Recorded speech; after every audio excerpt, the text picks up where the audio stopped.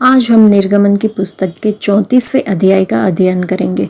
फिर यहोवा ने मूसा से कहा, पहली तख्तियों के समान पत्थर की 2 और तख्तियां गढ़ ले। तब जो वचन उन पहली तख्तियों पर लिखे थे जिन्हें तूने तोड़ डाला, वे ही वचन मैं उन तख्तियों पर भी लिखूंगा।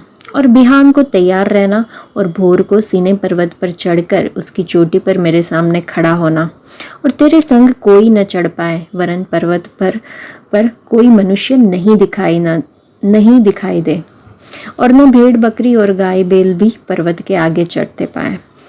तब मूसा ने पहली तख्तियों के समान 2 और तख्तियां गढ़ी और बिहान को सवेरे उठकर अपने हाथ में पत्थर की वे दोनों तख्तियां लेकर यहोवा की आज्ञा के अनुसार पर्वत पर चढ़ गया। तब यहोवा ने बादल में उतर के उसके संग वहां खड़ा होकर यहोवा नाम का प्रचार किया।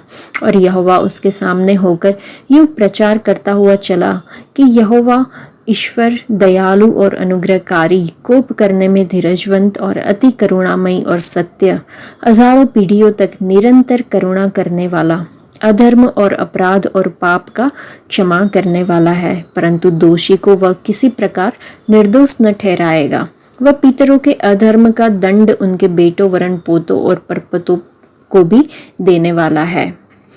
तब मूसा ने फुर्ती करके पृथ्वी की ओर झुककर दंडवत की और उसने कहा, हे प्रभु, यदि तेरे अनुग्रह की दृष्टि मुझ पर हो तो प्रभु हम लोगों के बीच में होकर चले। ये लोग हठीले तो हैं, तो भी हमारे अधर्म और पाप को क्षमा कर और हमें अपना निज भाग मान के ग्रहण कर। उसने कहा, सुन, मैं एक वाचा बांधता हूँ, तेरे सब लोगों के सामने मैं ऐसे आश्चर्य कर्म करूँगा जैसा पृथ्वी पर और सब जातियों में कभी नहीं हुआ। और वे सारे लोग जिनके बीच तू रहता है यहोवा के कार्य को देखेंगे, क्योंकि जो मैं तुम लोगों से करने पर हूँ वह भय योग्य काम है। जो आज्ञा मैं आज तुम्हें देता हूँ उसे तुम लोग मानना। देखो, मैं तुम्हारे आगे से एमोरी, कनानी, हित्ती, परिजी, हिब्बी और यबूसी लोगों को निकालता हूँ। इसलिए सावधान रहना कि जिस देश में तू जाने वाला है उसके निवासियों से वाचा न बांधना, कहीं ऐसा ना हो कि वह तेरे लिए फंदा ठहरे।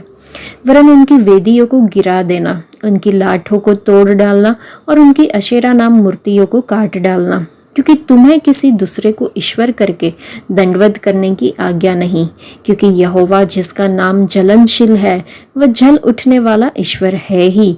ऐसा ना हो कि तू उस देश के निवासियों वाचा बांधे और वे अपने देवताओं के पीछे होने का व्यभिचार करे और उनके लिए बलिदान भी करे, और कोई तुझे न्योता दे और तू भी उसके बलि पशु का प्रसाद खाए। और तू उनकी बेटियों को अपने बेटों के लिए लावे, और उनकी बेटियां जो आप अपने देवताओं के पीछे होने का व्यभिचार करती है तेरे बेटों से भी अपने देवताओं के पीछे होने का व्यभिचार करवाए। तुम देवताओं की मूर्तियां ढालकर न बनाना। अखमीरी रोटी का पर्व मानना, उसमें मेरी आज्ञा के अनुसार आबीब महीने के नियत समय पर 7 दिन तक अखमीरी रोटी खाया करना, क्योंकि तुम मिस्र से आबीब महीने में निकल आया। हर एक पहलौठा मेरा है, और क्या बछड़ा क्या मेमना तेरे पशुओं में से जो नर पहलौठे होवे सब मेरे ही है। और गद्दी के पहलौठे की संती मेमना देकर उसको छुड़ाना। यदि तू उसे छुड़ाना न चाहे तो उसकी गर्दन तोड़ देना, परंतु अपने सब पहलौठे बेटों को बदला देकर छुड़ाना। मुझे कोई छूछे हाथ अपना मुंह न दिखाए। 6 दिन तो परिश्रम करना, परंतु 7वें दिन विश्राम करना, वरन हल जोतने और लवने के समय में भी विश्राम करना। और तू अठवारों का पर्व मानना, जो पहले लवे हुए गेहूं का पर्व कहलाता है, और वर्ष के अंत में बटोरन का भी पर्व मानना। वर्ष में 3 बार तेरे सब पुरुष इस्राएल के परमेश्वर प्रभु यहोवा को अपने मुंह दिखाए। मैं तो अन्य जातियों को तेरे आगे से निकाल कर तेरे सिवानों को बढ़ाऊंगा। और जब तू अपने परमेश्वर यहोवा को अपना मुंह दिखाने के लिए वर्ष में 3 बार आया करे, तब कोई तेरी भूमि का लालच न करेगा। मेरे बलिदान के लोहू को खमीर सहित न चढ़ाना, और न फसह के पर्व के बलिदान में से कुछ बिहान तक रहने देना। अपनी भूमि की पहली उपज का पहला भाग अपने परमेश्वर यहोवा के भवन में ले आना। बकरी के बच्चे को उसकी माँ के दूध में ने सिजाना। और यहोवा ने मूसा से कहा, ये वचन लिख ले, क्योंकि इन्हीं वचनों के अनुसार मैं तेरे और इस्राएल के साथ वाचा बांधता हूँ। मूसा तो वहाँ यहोवा के संग 40 दिन और रात रहा, और तब तक न तो उसने रोटी खाई और न पानी पिया। और उसने उन तख्तियों पर वाचा के वचन अर्थात 10 आज्ञाएं लिख दी। जब मूसा साक्षी की दोनों तख्तियां हाथ में लिए हुए सीनै पर्वत से उतरा आता था, तब यहोवा के साथ बातें करने के कारण उसके चेहरे से किरणें निकल रही थी, परंतु वह यह नहीं जानता था कि उसके चेहरे से किरणें निकल रही है। जब हारून और सब इस्राएलियों ने मूसा को देखा कि उसके चेहरे से किरणें निकलती है, तब वे उसके पास जाने से डर गए। तब मूसा ने उनको बुलाया और हारून मंडली के सारे प्रधानों समेत उसके पास आया, और मूसा उनसे बातें करने लगा। इसके बाद सब इस्राएली पास गए, और जितनी आज्ञाएं यहोवा ने सीनै पर्वत पर उसके साथ बात करने के समय दी थी, वे सब उसने उन्हें बताई। जब तक मूसा उनसे बात न कर चुका, तब तक अपने मुंह पर ओढ़ना डाले रहा। और जब जब मूसा भीतर यहोवा से बात करने को उसके सामने जाता, तब तब वह उस ओढ़नी को निकलते समय तक उतारे हुए रहता था। फिर बाहर आकर जो जो आज्ञा उसे मिलती, उन्हें इस्राएलियों से कह देता था। सो इस्राएली मूसा का चेहरा देखते थे कि उससे किरणें निकलती है, और जब तक वह यहोवा से बात करने को भीतर न जाता, तब तक वह उस ओढ़नी को डाले रखता था।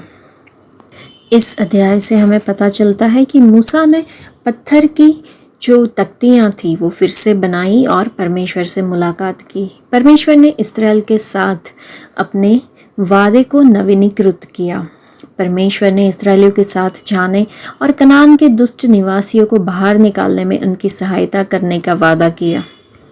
जब इब्रानियों ने कनान में प्रवेश किया, तो उन्हें सभी वेदियों को तोड़ना था और देश को मूर्ति पूजा से मुक्त करना था। उन्हें परमेश्वर के विशेष पर्व के दिन मनाने थे। फसह, अखमीरी रोटी का पर्व, सप्ताहों का पर्व और एकत्रीकरण का पर्व। उन्हें विश्राम दिन का शब्द का दिन मानना था। जानवरों और मनुष्यों के पहलौठों को परमेश्वर को समर्पित किया जाना था।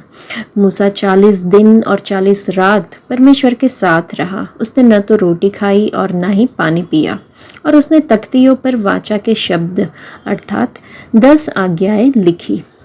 बाद में हमने देखा कि मूसा का चमकता हुआ चेहरा। जब मूसा पत्थर की 2 तख्तियों के साथ सीनै पर्वत से नीचे आए, तो उनका चेहरा चमक रहा था, क्योंकि वह परमेश्वर से मुलाकात करके आया हुआ था। उसने 40 दिन परमेश्वर के साथ संगति की थी। ना उसने खाना खाया था, ना पानी पिया था, लेकिन उसके चेहरे पे चमक थी, तेज था। मूसा ने लोगों को अपने पास बुलाया और उन्हें परमेश्वर के सभी नियम सिखाए। जब मूसा ने लोगों से बातें करना खत्म कर दिया, तब उसने अपने मुख पर पर्दा डाल दिया।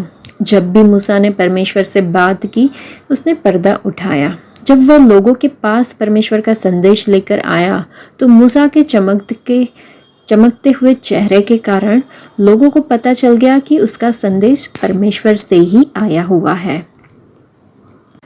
तो ये पूरे अध्याय का अध्ययन करने के बाद अगर हम सोचें कि इस कहानी में मैं सबसे अधिक किससे संबंधित हूँ, अगर मैं ये सोचूं कि मैं मूसा की जगह पे हूँ, निरंतर वफादार व्यक्ति हूँ जो दूसरों की वकालत करने के लिए परमेश्वर से मिलती रहती हूँ, लेकिन सचमुच मैं काफ़ी हद तक इस्राएलियों जैसी बन सकती हूँ। मैं चंचल हो सकती हूँ, मैं निराश हो सकती हूँ, क्योंकि और परमेश्वर की दया और क्षमा की निरंतर आवश्यकता हमें हो सकती है, मुझे हो सकती है।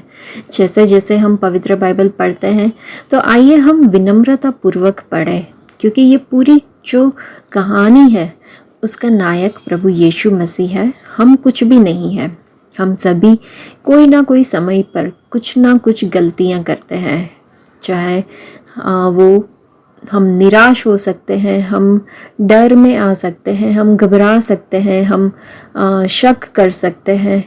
हमारे अंदर बहुत सारी गलतियां हो सकती है। वो इज़राइलियों की तरह हम कहीं ना कहीं कुछ ना कुछ गलती करते हैं। आज के लिए इतना ही। परमेश्वर आप सबको आशीष दे। धन्यवाद।